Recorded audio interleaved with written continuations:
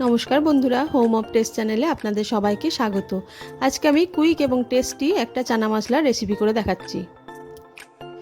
আমি 1 কাপ কাবলি ছোলা 7-8 ঘন্টা ভিজিয়ে রেখেছি। নিয়েছি 2টো বড় সাইজের পেঁয়াজ আর টমেটো কুচি করে, 1 টিস্পুন জিরে, একটা বড় এলাচ, 2টো দারচিনি আর কয়েকটা গোলমরিচ আর 2টো তেজপাতা। এছাড়া আমার লাগবে 1 টেবিল স্পুন আদা রসুন বাটা, অল্প পরিমাণে হলুদ, লঙ্কার গুঁড়ো, কিছু পরিমাণে ধনেপাতা কুচিয়ে নিয়েছি, 1 টেবিল স্পুন নিয়েছি ধনে গুঁড়ো, 1 টিস্পুন জিরে গুঁড়ো, 1 টিস্পুন আমচুর পাউডার আর হাফ টিস্পুন নিয়েছি গরম মশলার গুঁড়ো।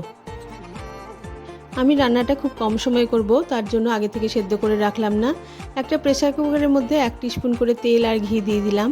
তেল আর ঘিটা ভালো মতো গরম হয়ে গেলে জিরে, তেজপাতা আর গরম মশলাগুলো ফোড়ন দিয়ে দিলাম।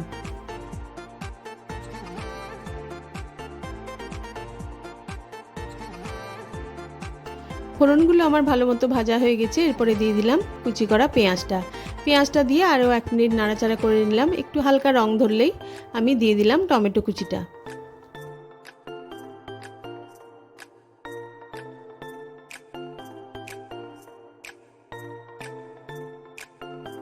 এরপরে দিয়ে দিলাম স্বাদ মতো নুনটা দিয়ে আমি টমেটোটা নাড়াচাড়া করব, তাহলে টমেটোটা আমার ভালো মতো গলে যাবে।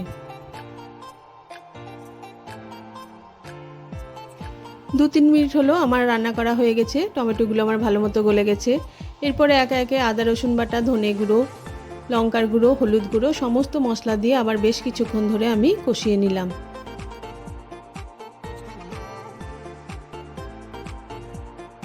মশলাগুলো আমার খুব ভালো মতো কষে নেওয়া হয়ে গেছে। মশলা থেকে আর কাঁচা গন্ধ উঠছে না। এরপরে ভিজিয়ে রাখা কাবলি ছোলাগুলো দিয়ে আবার একবার নাড়াচাড়া করে নিলাম।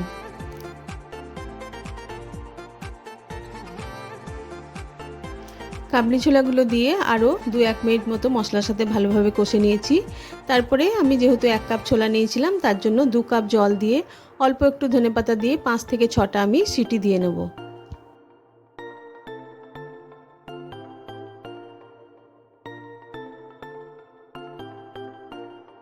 আমার প্রেসার কুকারে পুরো স্টিমটা বসে গেছে। আমি এবার ঢাকাটা খুলে গরম মশলাটা দিয়ে একবার মিশিয়ে নিলাম।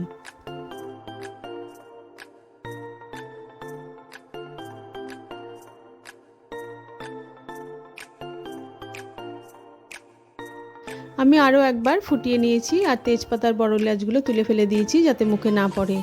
আমি এখানে 5-6টা সিটি দিয়েছি। আপনাদের প্রেসার কুকার অনুযায়ী আপনারা সিটি দেবেন। আর চানা মশলা একটু বেশি সেদ্ধ হলেই খেতে ভালো লাগে।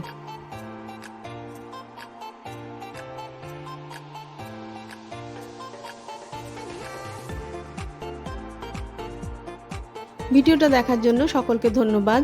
এই গরমে বেশিক্ষণ রান্নাঘরে থাকতে ইচ্ছে করছে না, তাই কম সময়ে এই সহজ পদ্ধতিতে চানা মশলা অবশ্যই করে দেখবেন। আশা করি ভালো লাগবে। আর যদি ভালো লেগে থাকে তাহলে একটু লাইক আর কমেন্ট করে জানাবেন।